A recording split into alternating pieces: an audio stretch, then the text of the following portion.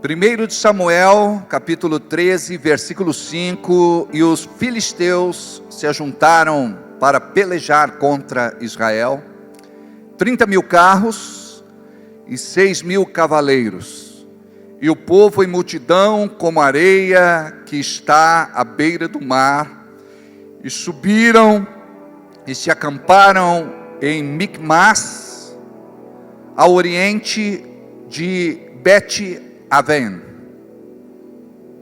Versículo agora de número 6. Vendo, pois, os homens de Israel que estavam em apuros, porque o povo estava angustiado, o povo se escondeu em cavernas, e pelos espinhais, e pelos penhascos, e pelas fortificações, e pelas cavernas, ou covas. E alguns dos hebreus passaram o Jordão para a terra de Gade e Gileade. E estando Saul ainda em Gilgal, todo o povo ia atrás dele tremendo. Então disse Saul: trazei-me aqui um holocausto e as ofertas pacíficas. E ofereceu o holocausto. E sucedeu que, acabando ele de oferecer o holocausto, eis que Samuel chegou, e Saul lhe saiu ao encontro para o saudar. Então disse Samuel: que fizeste? Disse Samuel: porque via que o povo se espalhava de mim, e tu não vinhas nos dias aprazados, e os filisteus já se tinham ajuntado em Micmas. E disse: agora descerão os filisteus sobre mim a Gilgal, e ainda à frente a face do Senhor. Não orei, e constrangi-me, e ofereci holocausto.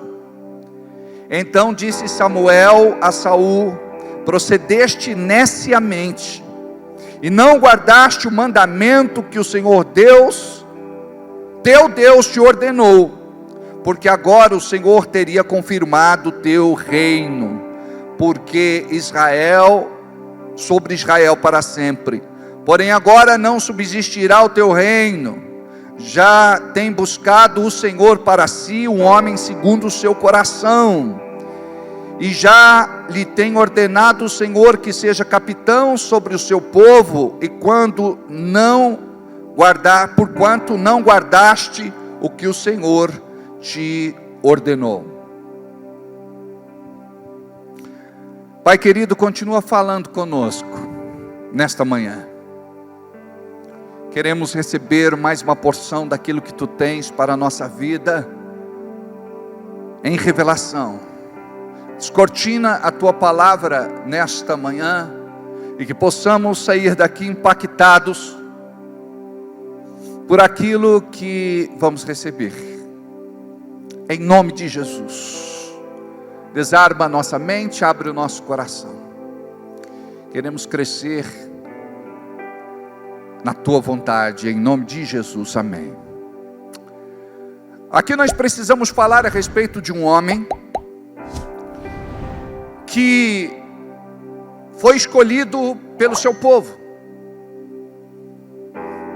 Deus reinava sobre o povo, mas por conta de outros povos, eles também quiseram ter o seu rei.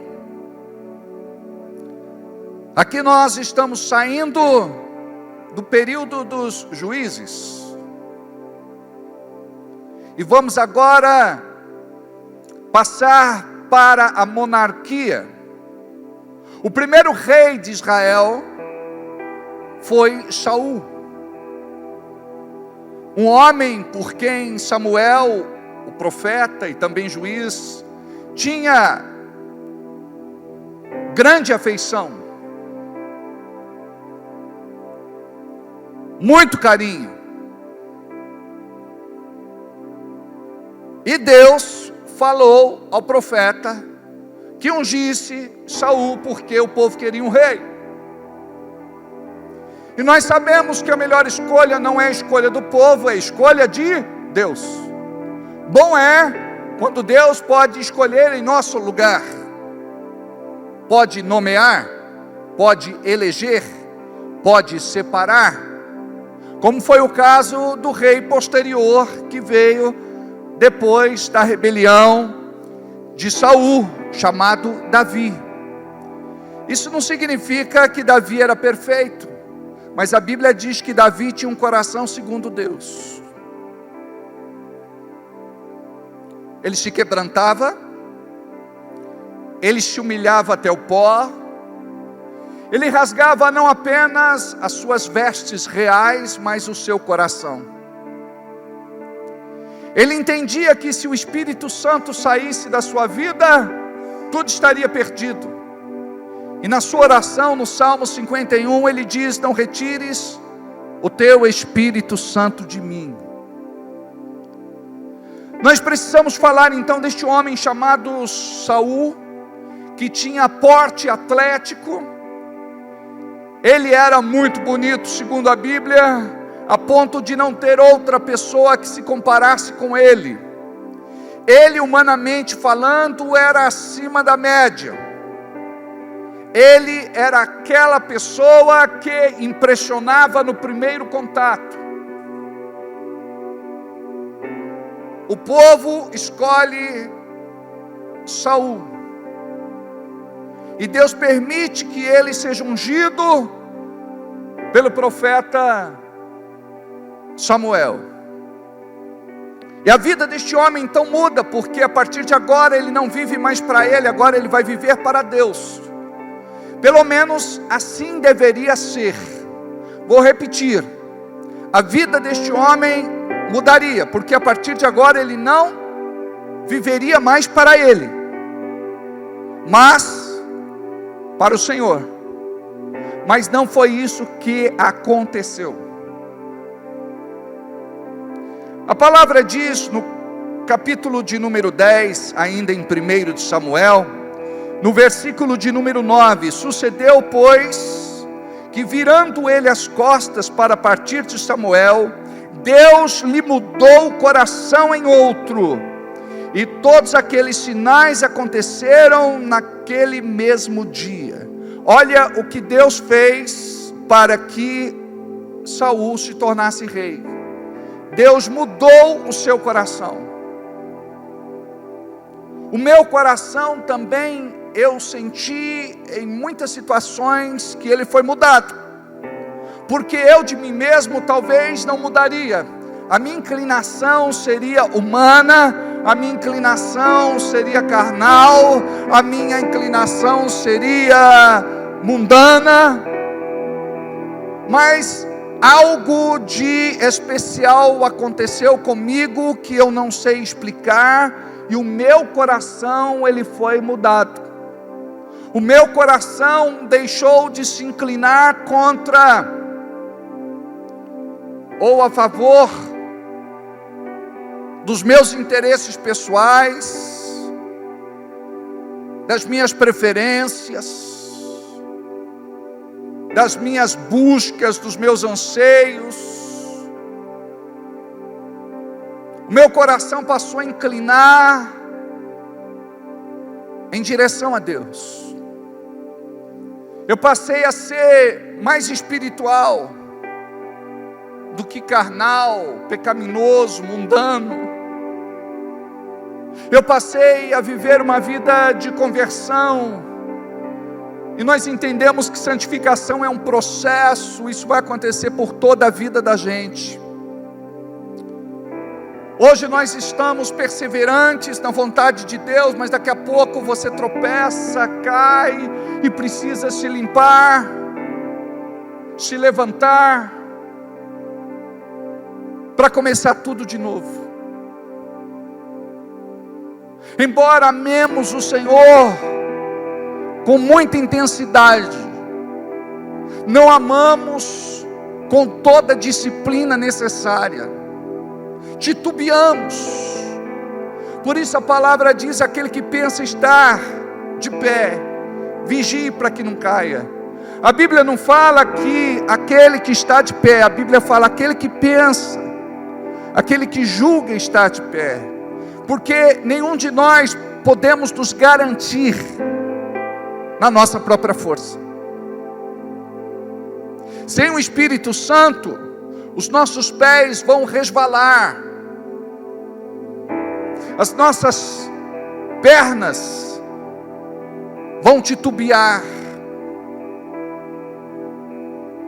o nosso coração vai nos enganar, porque a Bíblia diz que enganoso é o coração do homem. Por isso que Deus precisa tirar o meu coração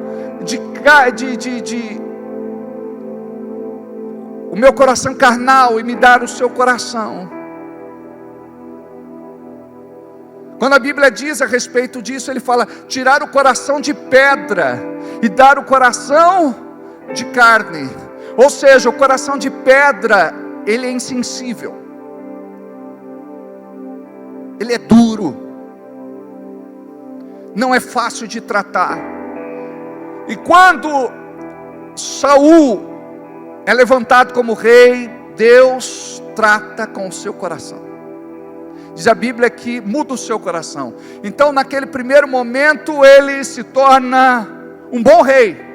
Quando você se converteu no começo, quando Deus te chamou, você não era um bom crente.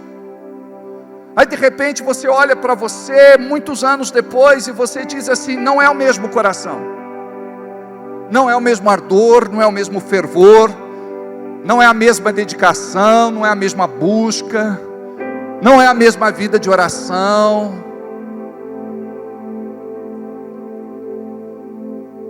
Ou seja, o coração de Saul foi se deteriorando, seus valores foram sendo deturpados, a ponto dele pensar assim: agora eu sou rei, agora eu estou sobre o trono, agora eu seguro o séquito, agora eu tenho todo este povo debaixo da minha autoridade. Então eu descobri que não preciso mais de Deus.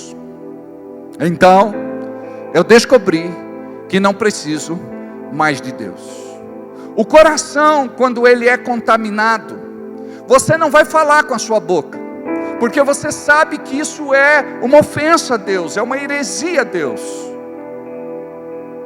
Mas lá dentro você vai ser independente, você vai ser autônomo, você vai dizer como disse Saul: eu descobri que não preciso mais de Deus. Ou seja, Deus lhe deu um coração, mas agora este coração é do diabo.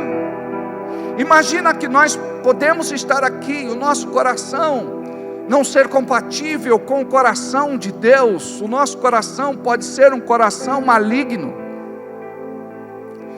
Do mesmo jeito que Deus troca o nosso coração, o diabo também pode vir e trocar o nosso coração. Eva tinha um coração, até pecar, até cair, até cometer rebelião contra Deus. O coração dela foi trocado.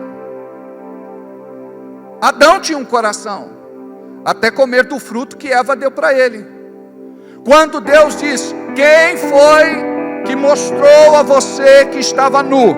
Ele diz, entre linhas, parafraseando: quem trocou o teu coração? Então desesperadamente nós precisamos buscar o coração de Deus para a nossa vida. Nós não podemos continuar com um coração carnal, ou com um coração pecaminoso, ou com um coração mundano, ou com um coração maligno, porque estas inclinações nos levarão para o inferno. Em 1 Samuel capítulo 10, versículo 24, diz assim: então disse Samuel a todo o povo: vede já a quem o Senhor escolheu, pois em todo o povo não há nenhum semelhante a ele, ou a Saul. Então jubilou todo o povo, celebrou, comemorou, disse: viva o rei! E declarou Samuel ao povo o direito do reino, e escreveu no livro e pô-lo perante o Senhor. Então despediu Samuel a todo o povo, para cada um para a sua casa. Você precisa entender esta passagem. Ele não foi colocado como rei do nada, sem receber instrução, sem que Deus entregasse para ele a sua palavra. Diz no versículo de número 26: e declarou Samuel ao povo o direito do reino. Vou repetir: e declarou Samuel ao povo o direito do reino. E isso não ficou só no verbal, foi registrado, formalizado de forma escrita. E escreveu no livro, ou seja, para que eles e o rei não se esquecesse.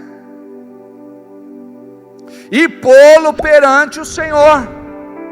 Quando eles quisessem saber qual era a vontade de Deus para o povo, ou para o rei, eles deveriam compreender.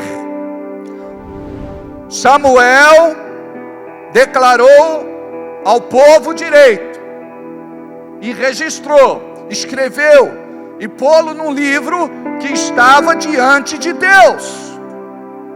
Então despediu Samuel a todo o povo, cada um para sua casa. 1 de Samuel capítulo 12, versículo 14.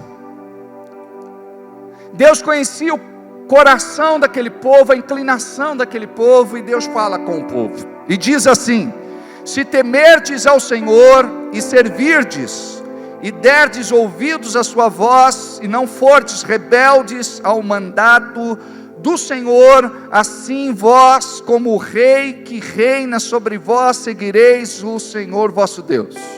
Mas se não deres ouvidos à voz do Senhor, e antes fordes rebeldes ao mandado do Senhor, a mão do Senhor será contra vós, como era contra vossos pais. Ponde-vos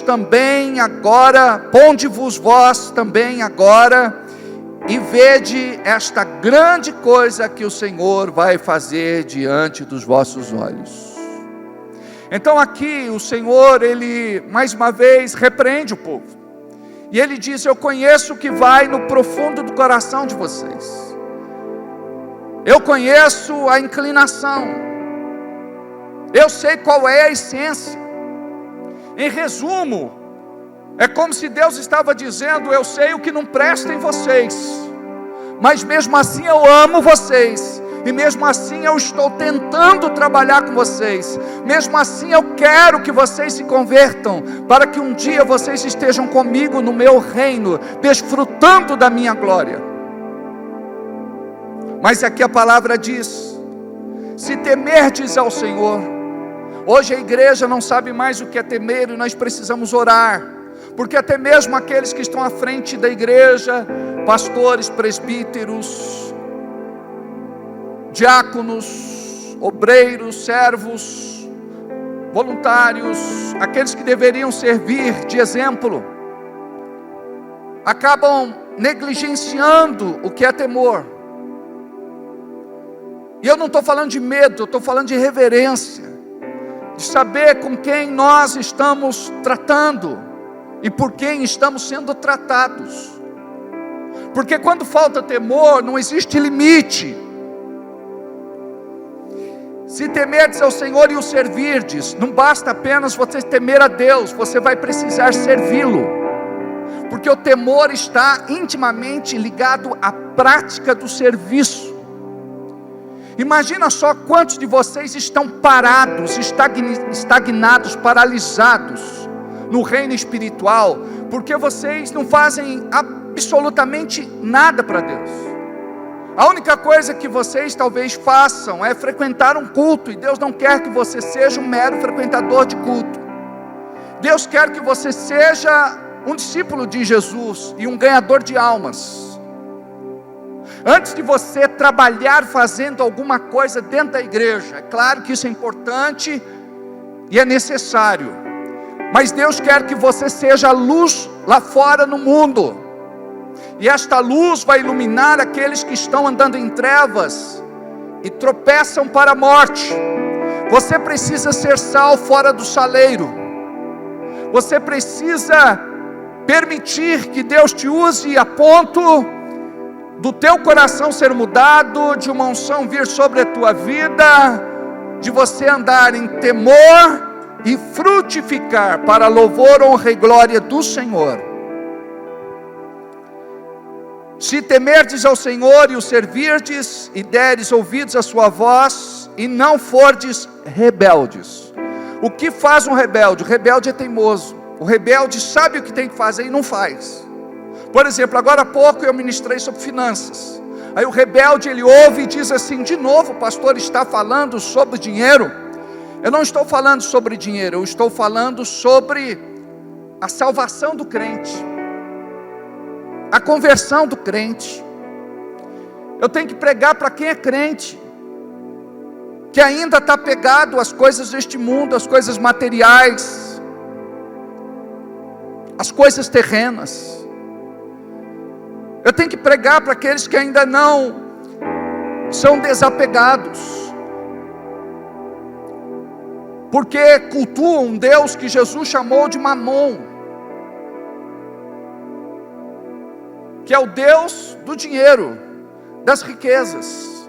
Quando você compreende: eu estou salvo, tudo que é meu é de Deus, e tudo que é de Deus é meu, eu estou em aliança com Ele. Você sabe que muitas vezes pode fazer, mas você não faz. Não é porque você não pode, é porque você não quer. Aí entra a conversão. Nesta área você não está convertido, e essa área pode estragar tudo, pode comprometer a tua vida.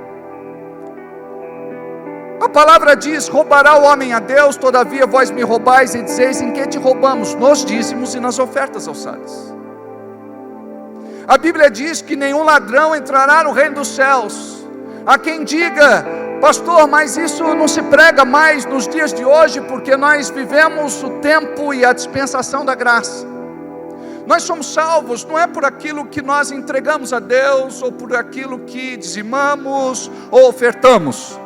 Nós somos salvos pela graça, é verdade. Mas você pode ser um crente sem galardão.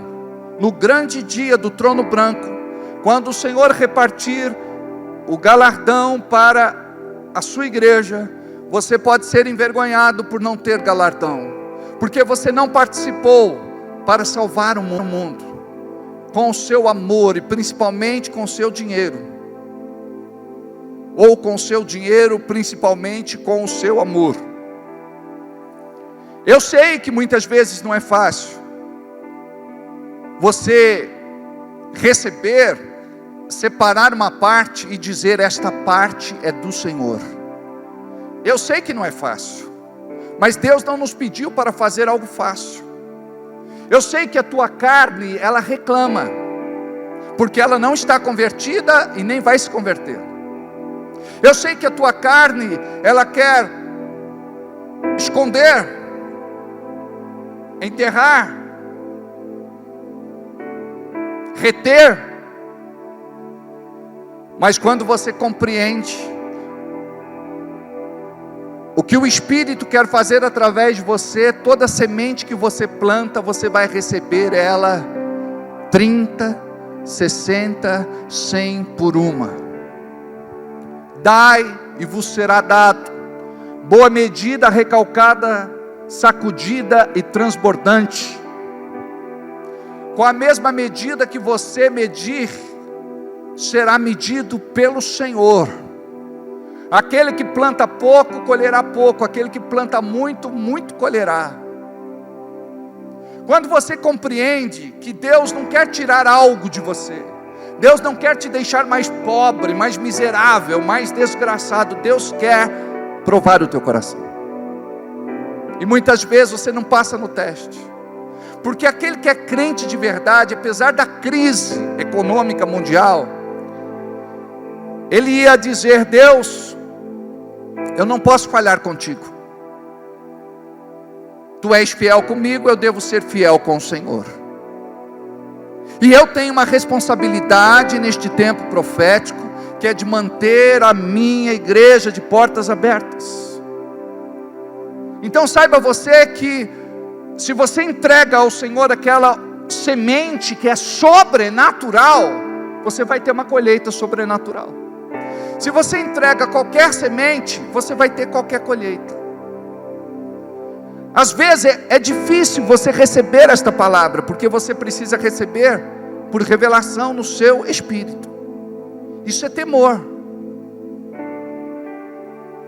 Eu faço porque eu temo a Deus. Você sabia que são as pessoas novas que estão chegando agora, salvo algumas exceções, porque nós temos irmãos que são muito joia nessa igreja, são pontuais, são fiéis. Mas por outro lado, os irmãos novos que estão chegando agora, são aqueles que têm cuidado mais da obra de Deus. Porque aqueles que são os mais antigos se cansaram. Aqueles que são os mais velhos se cansaram. Aqueles que deveriam dar o exemplo, aqueles que deveriam ensinar os princípios, se cansaram por conta da falta de temor. Porque quando eu temo a Deus, eu não vou titubear, eu vou fazer aquilo que Deus me pede. Ou melhor, vou fazer aquilo que Deus me manda. Então esta é uma pregação que mexe com a nossa estrutura, porque eu descobri que eu não preciso de Deus. Eu posso prosperar sem eu dar o meu dízimo, eu posso prosperar sem ofertar, eu posso prosperar sem dar a oferta especial da ceia, eu posso manter o meu serviço. Eu descobri que eu posso manter o meu serviço sem Deus. Eu descobri que posso me manter sem Deus. Eu descobri que as minhas necessidades, elas podem ser mantidas ou supridas sem Deus.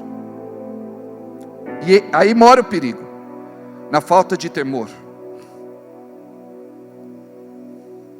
E a palavra diz que se nós não dermos ouvidos e formos rebeldes, pagaremos um preço alto. Ou seja, quando Saul foi nomeado rei, coroado rei, houve festa, celebração, júbilo. A notícia correu por toda parte. Mas o problema é quando uma coisa começa bem, mas termina mal. Começa bem, mas termina mal. No meio do caminho alguma coisa acontece e o coração muda.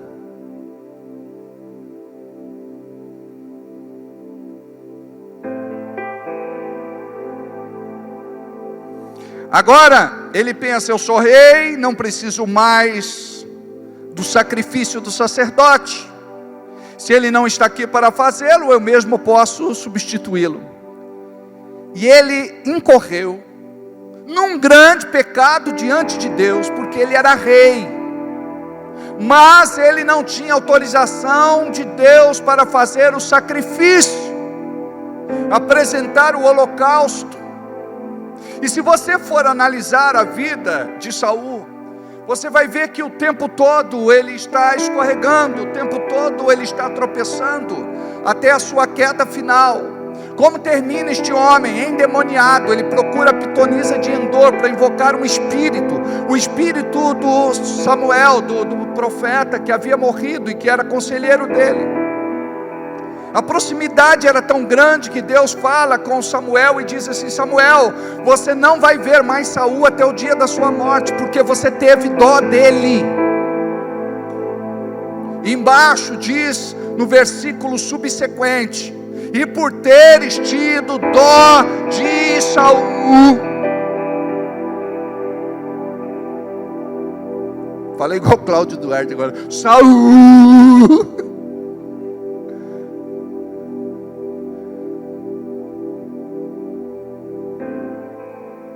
Às vezes nós somos mais próximos de pessoas do que de Deus.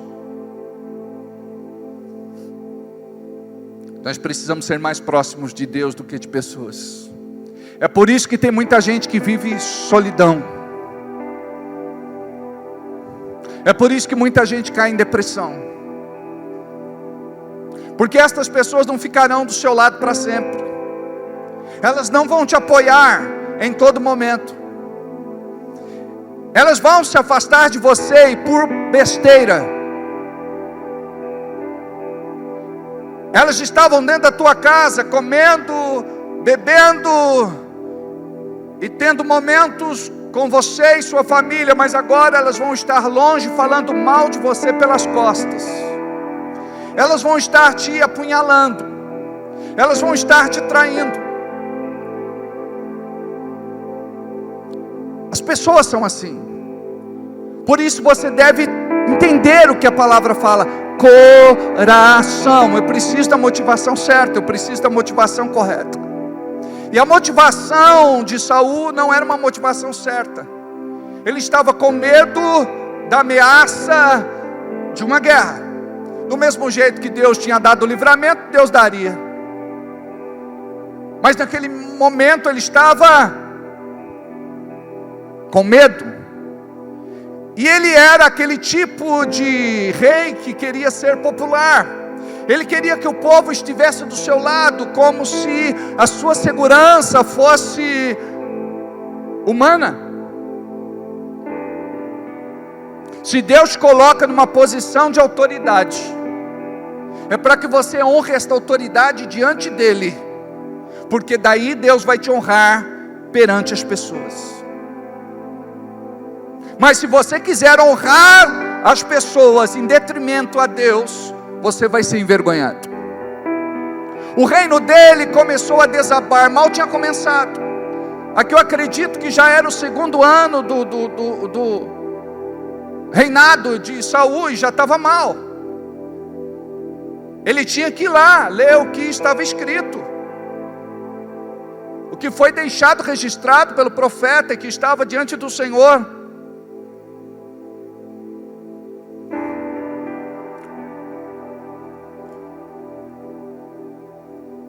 Ele não podia ter feito sacrifício. Isso custou o reino dele. Deus vai tirar você que é rebelde e vai colocar outro que tem coração. Foi a palavra que ele deu. E não pense que parou aí não, você depois vai ler a história.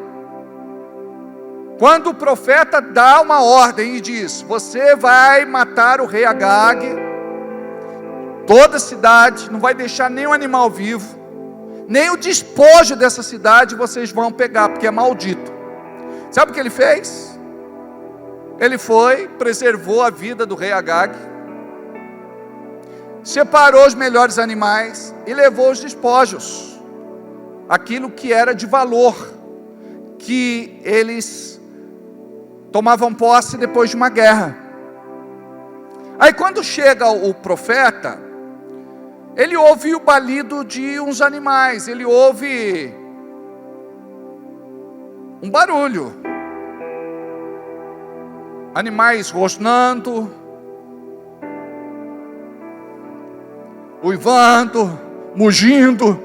Aí ele chega e ele diz: Saul, o que você fez? Ele disse: nada. Que barulho é esse?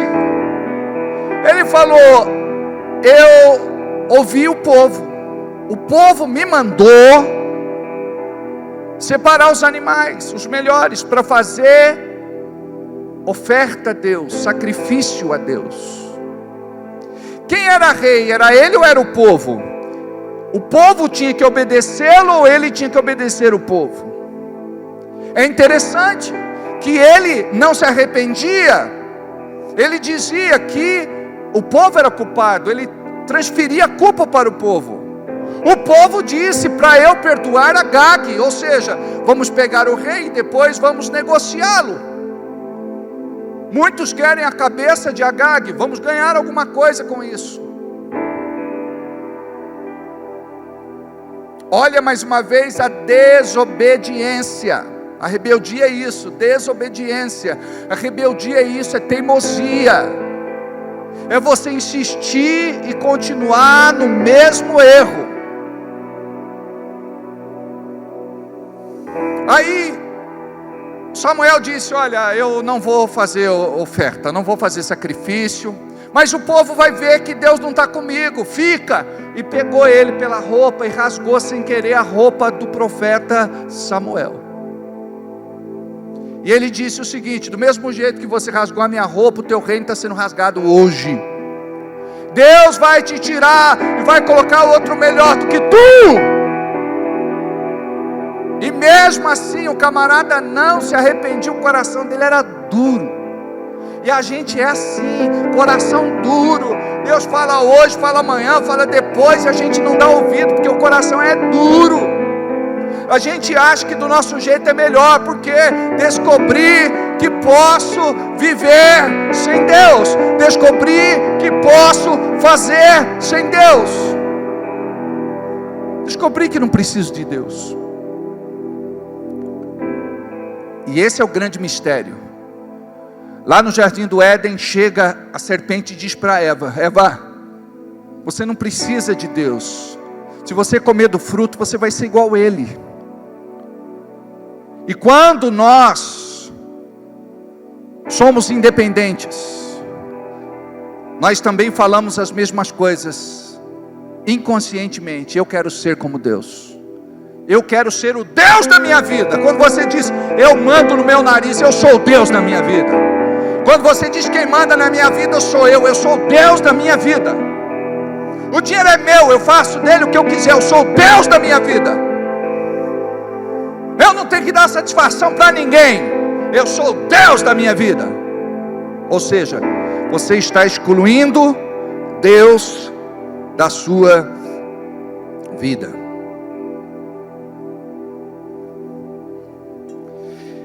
Rebelião então é querer ser o que não é, mais do que é, o que ninguém te nomeou para ser.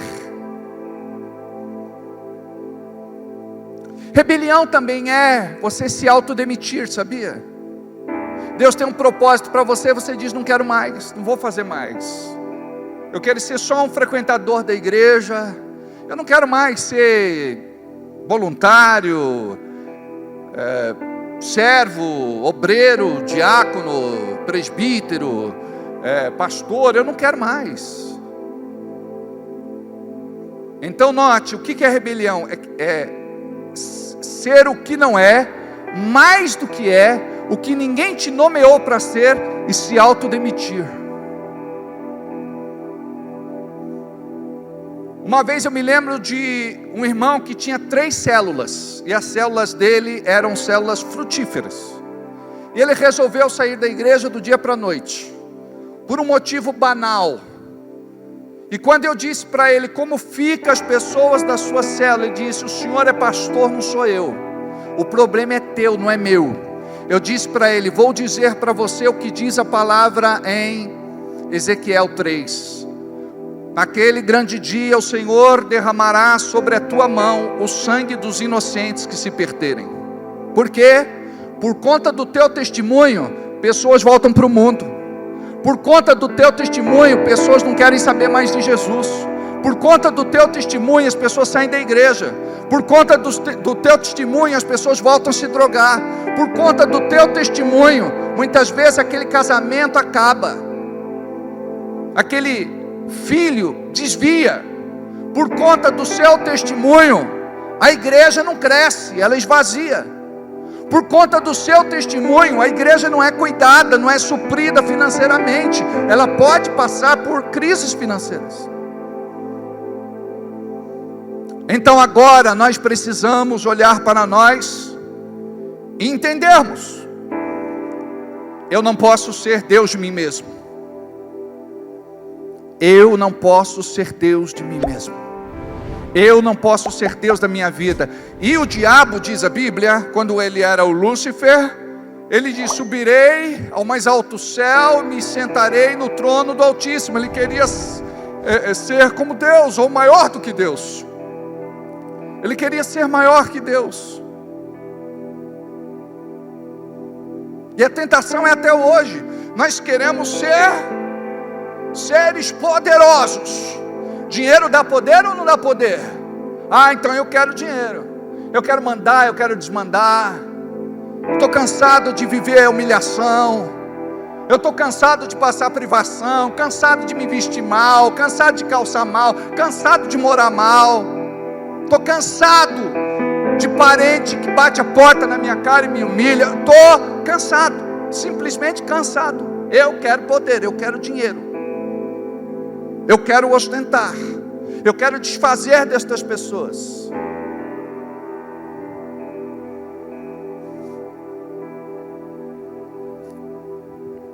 Então a rebelião, ela tem origem no próprio diabo, que se rebelou contra Deus no céu.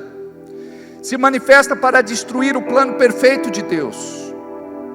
Cuidado com a inclinação do coração. Tudo que Deus faz na vida do homem começa no coração. Coração rebelde é coração independente. Sua experiência com Deus deve ter continuidade, não interrompa isso. Volta hoje a ser crente de novo, volta hoje a pedir perdão, volta hoje a se consertar, volta hoje a colocar a locomotiva no trilho, volta hoje a se posicionar, volta hoje a dizer: Deus, eu preciso realmente me converter de verdade. Porque a Bíblia diz: aquele que perseverar até o fim será salvo. Se você não perseverar, você não vai entrar no céu.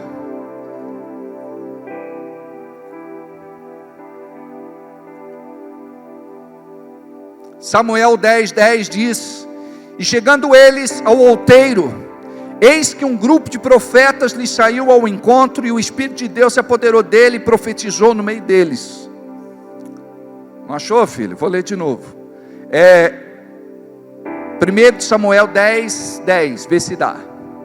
Não? Sim, mas achou.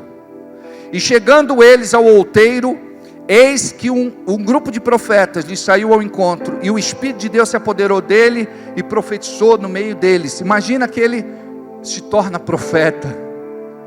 Ele é cheio do Espírito. Naquela época somente 3 categorias de pessoas podiam ser cheias do Espírito: o rei, o profeta e o sacerdote. E diz a Bíblia que ele começa a profetizar. E eu disse: como que ele termina? Se matando, pulando na sua própria espada, tirando sua própria vida. E quando ele estava agoniando, passa lá 2 e acaba de matá-lo, e vão procurar Davi, e diz assim: Davi, nós matamos Saul. E sabe o que Davi fez? Mandou matar os 2, porque tocaram no ungido de Deus. Ele perseguia Davi. Davi passou maus bocados na mão do rei Saul. Ele tentou matar Davi, ele perseguia Davi, ele era injusto com Davi, mas Davi dizia: longe de mim tocar no ungido de Deus. Se Deus colocou, Deus tira. Eu não intento contra o ungido de Deus. Por isso que a Bíblia fala que Davi tinha um coração segundo Deus. Ele sabia o que era uma autoridade. Você precisa aprender o que é uma autoridade. Então imagina, alguém que até profetizou, alguém que foi muito usado, alguém que tinha um coração, alguém que reinou e fez coisas certas, tomou decisões corretas, mas agora é um perdido. A rebelião distancia seu coração de Deus, traz frieza espiritual e muda sua forma de pensar. Para a gente encerrar, aquele que diz agora: eu não preciso mais de Deus, ele tem uma desculpa para tudo. Eu não sei se você é assim, mas quando alguém fala alguma coisa para você, você tem uma desculpa para tudo. As pessoas são culpadas pelo seu distanciamento e esfriamento espiritual. O fulano fez isso, o cicrano fez aquilo, o beltrano fez aquilo outro. Não faz mais porque você não pode. A verdade é que você não faz mais porque você não quer. Decidiu não compartilhar mais aquilo que Deus lhe dá como bênção. Não prega mais, não testemunha mais, não ora mais por ninguém, e nem financia o reino de Deus na terra. Ou seja, você se torna um peso morto.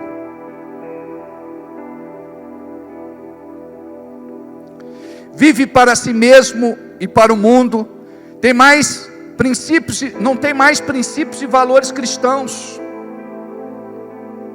Se relaciona com qualquer pessoa, pessoas com um jugo desigual, que não vão te dar futuro, e você sabe disso, e você continua persistindo no erro.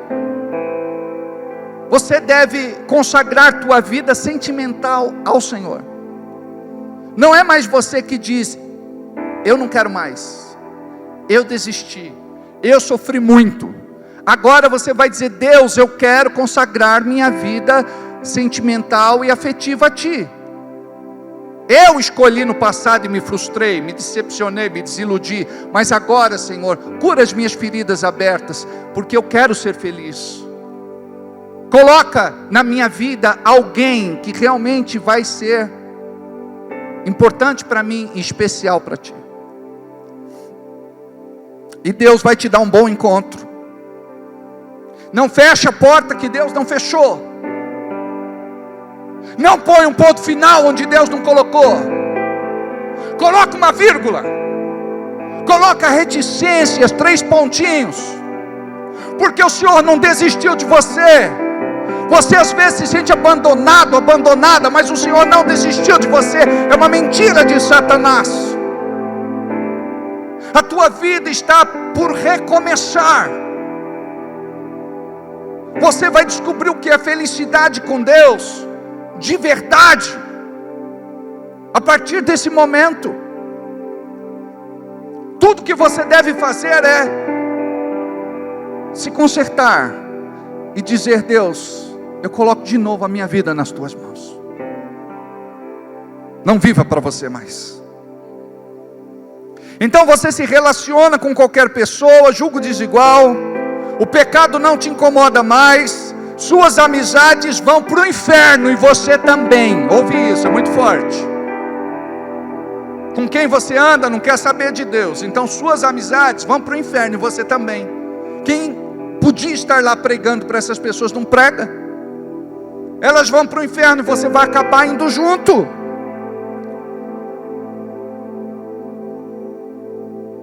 Os lugares que você frequenta, o diabo também frequenta. Vou repetir: os lugares que você frequenta, o diabo também frequenta. A igreja para você não é mais uma opção. Eu posso servir Deus do meu jeito, eu posso ficar em casa, eu posso ser um desengrejado, quando eu quiser eu entro na internet. Eu não preciso dar dízimo, eu compro cesta básica. Judas falou a mesma coisa. Por que está quebrando esse vidro de perfume na cabeça de Jesus? É muito caro. Podia comprar uma cesta básica para dar para os pobres. Podia vender e dar para os pobres alimento. A igreja não é mais uma opção. Eu posso servir a Deus do meu jeito, em casa, ser um desigrejado pela internet. Não dá para ser exército sem fazer parte ou comparecer no quartel. Não dá para servir ao exército sem comparecer no quartel. Então não dá para viver sem igreja. Deus estabeleceu a igreja. Eu e você somos a igreja. Mas isolado você não é igreja. Você é um rebelde. E por fim, despreza o que Deus lhe deu: sua vida, seus dons, ministérios e os seus bens. Vamos ficar de pé. Eu gostaria que você curvasse sua cabeça. Eu sei que Deus falou com você em algum momento desta palavra. Não era para você estar aqui hoje, mas o Espírito Santo te arrastou para cá hoje. e você disse: Deus, fala comigo, eu preciso te ouvir. Existe um vazio dentro de você que tem a forma de Deus e nada tem preenchido, e você está indo em direção ao abismo. Talvez você esteja aqui desanimado, desmotivado, desencorajado, sem iniciativa, pensando até em parar de congregar, ou até mesmo deixar de ser cristão, virar as costas para Deus, abandonar Jesus. Talvez você esteja já mais para lá do que para cá. Talvez você seja esta pessoa com o coração endurecido, petrificado. Talvez a tua vida espiritual hoje seja uma vida alienada, o avesso daquilo que Deus te chamou, porque o teu coração lá atrás era um, o teu coração aqui é outro. Deixa Deus falar com você, deixa Deus tratar com você, peça perdão, se conserte, porque hoje eu creio que Deus está te entregando alguma coisa. Deus tem um milagre para a tua vida a partir de hoje. Marca este dia, em nome de Jesus.